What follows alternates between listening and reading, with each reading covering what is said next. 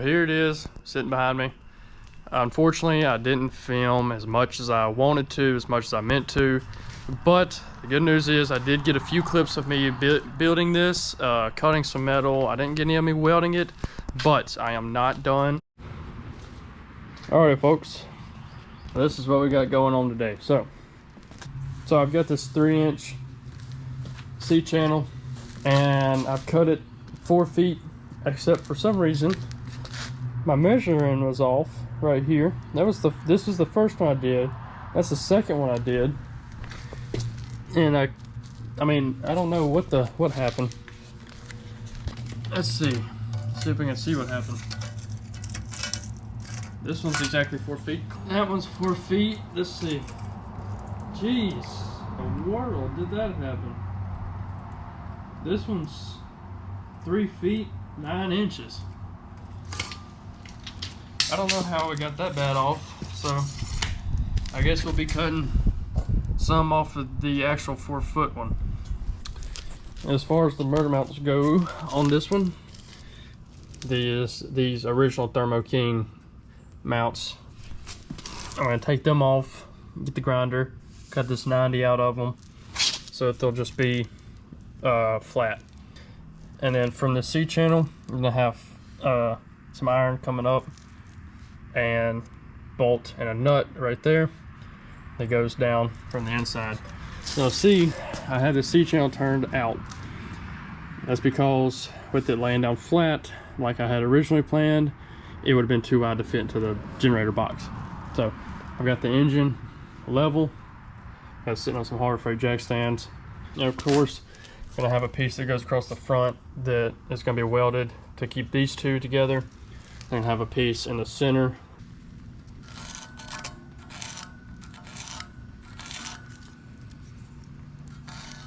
Mechanical pencil ain't really the right tool for this, but somebody keeps taking all my Sharpies and all my little there's like little things that are like, I don't know what they're called. They're like that little stone that you can mark with. We used to have a bunch of them, but they must have ran off with my Sharpies and stuff. Some heavy old stuff, I can promise you that. Alright, so I'm going to go ahead and get this end cut off of this thing right here. Now, I hate angle grinders. I hate them. I hate everything about them. So I've got the whole 9 on them. I got everything but a full face mask. I'm going to get this puppy cut off. I'm going to measure it one more time. 1/4 all the way across the board. So we'll cut it 45 1/4 on this one too. They need to be perfect so that I can weld the backs, so I can weld them together. I look like an idiot right now, but they need to be perfect so that I can weld them flush and make a rectangle out of them. So if I can't do that, I'm going to be a little upset.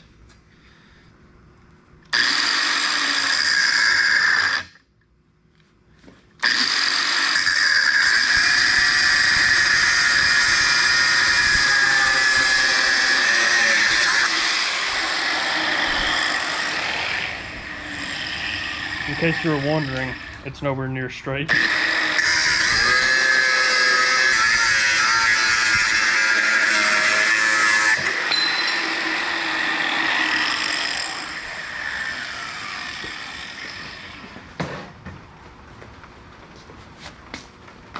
And of course, before I weld all of this together, I'm going to bevel it. You know what I mean? So, there we go. There she is. Like I said, I'm gonna bevel everything before I weld it. There we go, 45 1/4. It's not straight, but it's straight long ways, if that makes sense. So by the time I get it straight, it'll be 45 1/4 all the way across. So got that out of the way. The smart thing to do would be to wire wheel it while I've got it in the vise. But I'm gonna go ahead and get everything ready for paint all at one time. So now I'm going to go ahead, get the original engine mounts off of the engine and get them all cut up and flush, the whole nine, and then we can see what's next. But those are going to be a little bit of a pain because them things are thick. All right, time to get these off. But oh shit, it's gonna be tough. Oh, I can go through there maybe? Damn. All right, let's see what we can do. Might have to do it with it on the engine. Lord, I hope not. I'll pick the camera back up once I get them off. All right, I'm not gonna put the impact on these, but here's what we're working with. Got some nifty little holes drilled in. Got my socket in there. Straight to the old impact so we can round it off.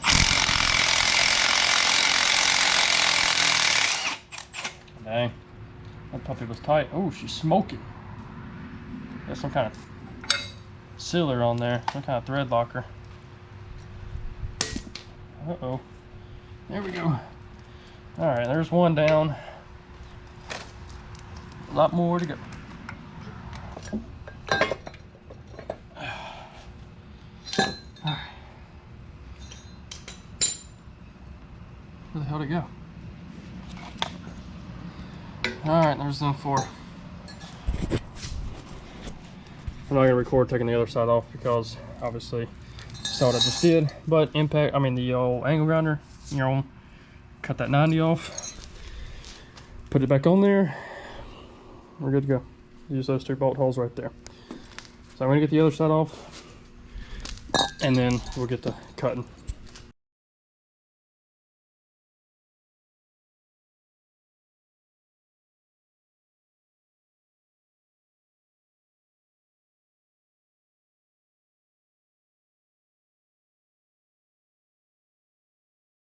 The other side done. Was doing pretty good on this side. She started tracking a little bit to the left. So I'll flip it over, start on the other side, zip it on up. All right. So a couple months ago, I had a firework blow up on me in here and hurt my leg really bad. My shirt being on fire brought back a little PTSD. Wow, man. My favorite hoodie. Someone tell Greg that their hoodies aren't good for cutting shit in. Okay, I really haven't filmed a whole lot today, but I got that raised up an inch. Like I said, I would need it. I don't know if I mentioned that or not, but with the way that it sits on these jack stands, it's 27 inches tall. The generator box door is 27 inches tall. If I build everything based off these jack stands, it's gonna be too tall. So I had to raise these rails up an inch. But this is what I've come up with. I'm not saying this is the final product, but in case you're wondering, this piece is not cut straight. So everything is level. I made sure this is level. I made sure this itself was level. Made sure the engine was level. And so now I've got this C-channel right here, not this particular piece. I'm gonna weld it on there like that, going down to the top of that. Now, some people might be wondering if that's heavy enough. I don't know. That's why we're here to figure out. But based off of the size of the metal they used, we're gonna say it is. As far as getting enough weld to hold this on there, that'll be the next challenge. So we're gonna have to fill in all the way around this. You might not have to, but I'm going to weld all the way around this right here, and once I get it down here. Now once I get these motor mounts made, I'm gonna wire wheel all of this, put it back together. You know, I missed out on a lot of filming. It's my little Harbor Freight welder, by the way. Nothing wrong with one of them things. Perfect little welder for doing stuff like this. Now, before we get too deep, I am not a welder. I don't claim to know what I'm doing. I'm not a professional. I don't care to be a professional. It's not what I'm interested in. But so I welded these together. They look like hell. All right, they look like hell. And that splatter is really bad, but get what you pay for. But anyway, I got this end cap put on. The structural integrity was compromised without that. Those rails were really floppy, and I've got the other piece up there ready to be cut now for the back. Now, these engine mounts, they are shoddy. I am not done with these. Stripped that hole out. I stripped up the freaking threads out in that one. But I'm not done here. I shouldn't have used C-channel. And another thing, I should have gotten this mount flush on top of this mount. But it's welded on both sides and it's solid. You cannot move any of this. But to make myself feel better, I'm going to come down with some supports that are angled up from this corner down, from this corner down, and it's same thing on the other side. As far as the rest of it goes, that should be all that we need.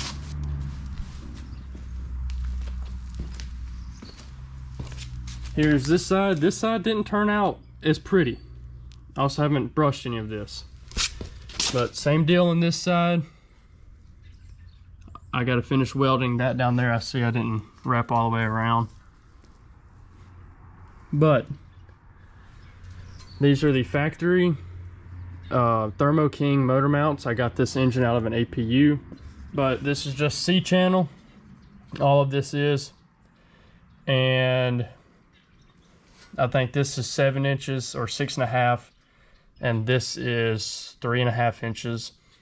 Drilled 2 holes in it and welded it. My original plan was to put this on the back side of this, but we need all the space we can, so I put it on top of it. And we needed 26 inches or less, and right now it's sitting at 25 inches to the top of the thermostat housing. These can obviously come off. I will take them off if I need to. And it's going in there sitting just like this, so I can get to my oil filter off this side. I will be cutting this down flat so that I can get the oil filter on and off, and so that we can check our oil from the generator box door on the trailer. What else? I left it a little bit longer so that I was going to belt drive this generator, but I am not going to belt drive this generator if I can help it. I'm going to go to a stub shaft with a connection. I can't think of the name, but it's like they interlock with each other. Can't think of the name. I'll put up on the screen. But this belt drive hub comes off, and a PTO shaft drive or stub shaft bolts up on there, and then the generator will just direct drive so that we can get all the power out of this engine. So it'll take up about this much space right here, theoretically. Everything's different once you get it in person. And then the batteries for the trailer can sit right here. So that's another thing, you know, the batteries have to sit up here somewhere. Now another thing, another good use of this engine is the fact that I can put accessories on the front drive. So we'll have an alternator back right here. I'll have to reroute my belt for the alternator, but the alternator is going back on the front of this engine. They usually go on the back of the APUs, but this engine is used in more than an APU. I will get the accessories that can let me put the alternator on the front, because while it's running, it'll be charging the trailer batteries and the engine battery, because there's 2 batteries in the trailer right now, one for lights and then a redundant one, I guess, as a backup. But this engine will have its own battery, and then the trailer lights, like the 12-volt interior lights, which there's very few, and the winch and the fridge will have their own battery, and this engine will charge those 2 batteries. But here she is. I had 22.5 inches of width to work with in the trailer, and from that side to this side is 20 inches. So we should be good. It's a lot bigger, all built, all said and done, than I thought it'd be, but that's okay. And I'm probably going, once I get the generator head here, I'm going to weld another C channel in the center to mount the generator head on.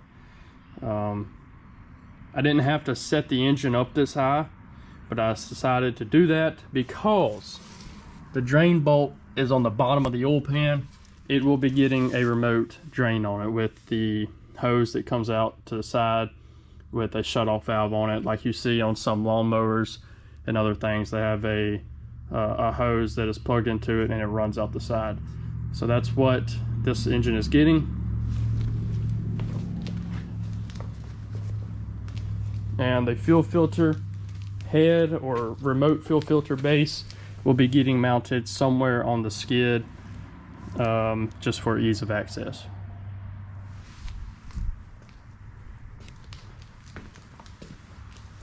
But here is this is the last piece that I have to cut. Got to cut this little bit off of it, and then I'll use from here over, take it to the bench grinder and grind all these edges smooth, because I cannot cut a straight line for the life of me. Get all these edges off, straighten it up the best I can, stick it on there, weld it up, and I might fire the old girl up just to hear it run. And after that, get to work on these diagonal supports. But that's a little update for y'all. I'm sorry for not filming as much. I've just been trying to get this thing done. And then once everything is all said and done, obviously wire wheel it, brush it, paint it, do everything I gotta do. I do have to finish welding the inside of here. I forgot to freaking wire wheel it, so that'll be fun to get all that cleaned up. And then weld it on the inside. Once I get the whole frame made, I'm gonna take the engine back off of it, finish welding any spots that I can't get to, and then I will paint it. But I've never done anything like this before. This is my first time ever fabricating something of this level, so I'm pretty proud of it. The only thing I'm not proud of are these freaking C-channel motor mounts. That's terrible. That is terrible. So I might update this later on down the road if it works well. I might update it and put some different motor mounts on it, make a completely different skid for it. You never know. But if it doesn't fit in a trailer, at least the shop will have a badass standby generator. But if it doesn't work in the trailer, chances are I'll make the old girl work in the trailer. But I'm gonna get back to work. I'm really happy with how this is turning out. This is what I wanted. All right, here we go. I got all these corners welded. Looks pretty good. Harbor Freight welder, by the way, the titanium. All four corners. That one didn't come out. I was very uncomfortable while doing that one, so didn't come out very well. Rest of them though, pretty good. Yeah, I did spot little tack welds in the corner up in there because it's good enough.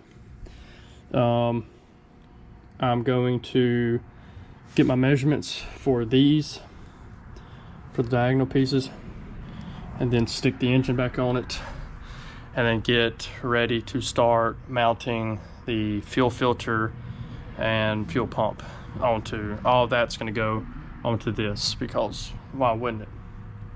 Be a lot easier if the fuel pump went on this frame, and then the filter base is going to go on one of these uprights. Obviously it's going to be that one. So, but unfortunately, a while ago I took just the frame out to the trailer and was going to stick it in the box. Width is not a problem, length is. It's too long to get into the generator box from this door. But that big fill panel on the inside, it will fit, which is perfect, because now we can put the engine hoist in the trailer and go through that fuel panel in the trailer.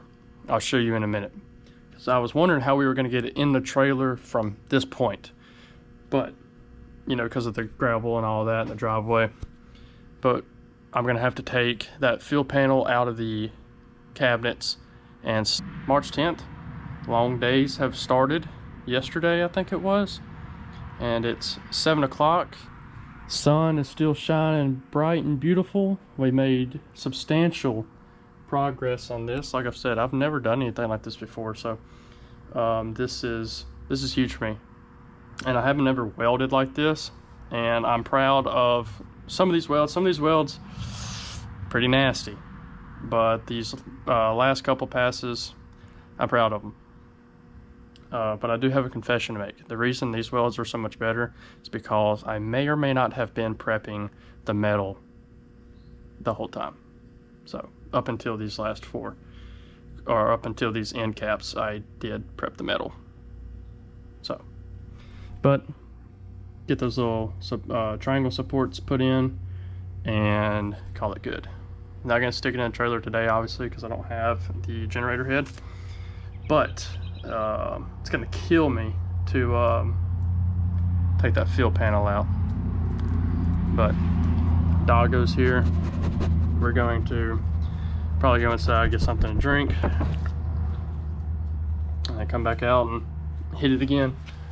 I've got plenty of this, I guess this would be 1-inch C-channel left. So I got to figure out how much I need. I'll probably cut a little bit off just so I'm not working with that whole piece. And then re-tap that hole right there. And then, like I said, wire wheel the whole thing, get it prepped, get it ready for paint, and she'll be in. I should be able to power the whole pits. I'm getting a 10,000 watt generator head for it, just because that's there is no in between. It's either 2,500, 5,000, or 10,000, and you'd rather have too much power at hand than not enough power at hand. As far as hooking this generator up to the breaker panel in the trailer, I'm going to be putting in, well, my grandfather's going to be putting in, he's going to have to help me with that. I can do 12 volt wiring, but when it comes to like household wiring and stuff like that, I ain't going to do it. Putting a transfer switch on the breaker box, and I can just wire the generator straight up to that transfer switch and call it good. And then from there, put an output basically on the front of the trailer, just so I can hook something else up to the trailer. You know, like if we're gonna be in the pits next to our friend, if they need power, they can plug into the trailer, call it good. But our pit here at town, here at home, or at the hour track, will have power hookup. We'll have shore power. So, but this is for out of town. So, but it's also nice, just in case something's wrong with the shore power at the track, we have plenty of power on hand. So that's an update on that. I'll pick the camera back up here in a little bit. Like I said, I got to go inside and get something to drink. I think I'm coming down with some kind of illness. My throat has been sore all day long, terribly sore. But still out here, I think it's from the fumes from that MIG welder, because every time I weld with that thing or any MIG welder, I get really, really, really bad sinus problems. And the shop is open. I always open the shop up whenever I'm welding, because I learned that one time we were welding with the doors closed, woke up sick as a dog. So obviously I have the shop vented, had that window open, that window back there open. But I'm gonna blame it on the welder, because I have really, really, really bad sinus drainage, and I need to put a fan on me when I'm welding, because all that smoke comes up in the helmet. Stupid. We might get done with this rig today. If we do, I go in there and pop that fuel panel off. It's riveted in, which sucks, but call it good. It still needs filter base, fuel pump mounts, and a little bit of wiring. So of course, for all of that, I need to mount all that stuff somewhere. So the fuel pump will probably be mounted inside of here, little 12-volt pump, and the filter head, which has dumped all the fuel out of it. I knew better than to lay it down sideways. Just did all that too. I will be putting a new fuel filter and oil filter in it before we stick it in the trailer. So that's great. So this is going to, I was going to mount it right here, but that's tacky and it's sticking out. So I might, you know what? That's not a bad shot there, but it's still sticking out. I want everything contained inside of it. So it might go up here somewhere. I am going to build a little L-shaped bracket just to stick it inside of the frame best I can. But it needs to be somewhere, it doesn't matter what side, preferred on this side where the pump is, or I might build a bracket that bolts on right there and I can mount the fuel pump or the filter base right there. That's probably what I'll do right there. So with that out of the way, I will be cutting these off flush, because it got pointed out to me earlier how lucky I am. So I cut this 90 off, but if you see that, we have a perfect knife edge right there. And I have gotten super lucky. I haven't cut myself on any of that.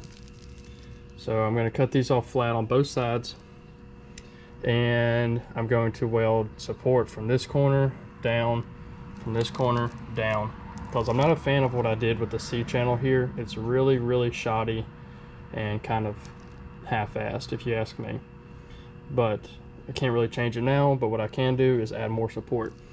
This thing is solid. You can't move it. No flex, no bend, no nothing. You can pick the whole thing up by tugging on it. Same thing with this side. Cut her off right there flat and weld the support from that corner down, from that corner down, and pull it all back apart, paint it. Then once I get the generator head, I will do another cross member in the center right there.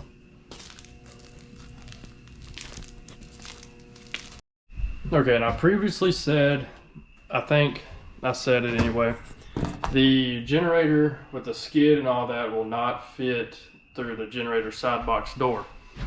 But this fuel panel right here, this panel right here will have to come off. And this panel is longer than that skid is itself. So what we'll have to do, we'll have to bring the engine hoist, which is perfect. This all works out perfect because I was not sure how we were going to drag the engine hoist through the gravel. First of all, I didn't know how we would get it in here at all. But now we can bring the engine hoist through the back door. Can even winch it in if we need to. We can winch it in here and drive it up to here, stick it in there that side first, and push it over in there that way, and then rivet this panel back on. So next video, you'll probably see me unfortunately tearing this panel out, which is gonna suck. It's gonna hurt a little bit, but they all gotta come out eventually. All these lower panels and everything have to come out, and I'm getting them repainted. And so, but like I said, that panel is going to be our access point to get the generator in. And so that's how we're gonna get it in there. And hopefully I don't plan on taking it out anytime soon, but if I sell the trailer, I'll probably take it out. I'm not gonna lie to you, but this is the only trailer I've seen with the generator box this big, so I don't know if I'd be able to get away with that generator on any other trailer. But the trailer has been for sale. I'm probably gonna take it off the market, but if I don't take it off the market, the price will go up because of that in there. What I'm building in there is about $10,000 if you bought it offline or bought it from a manufacturer or something. But the APU engine, I got it for free off of one of our trucks.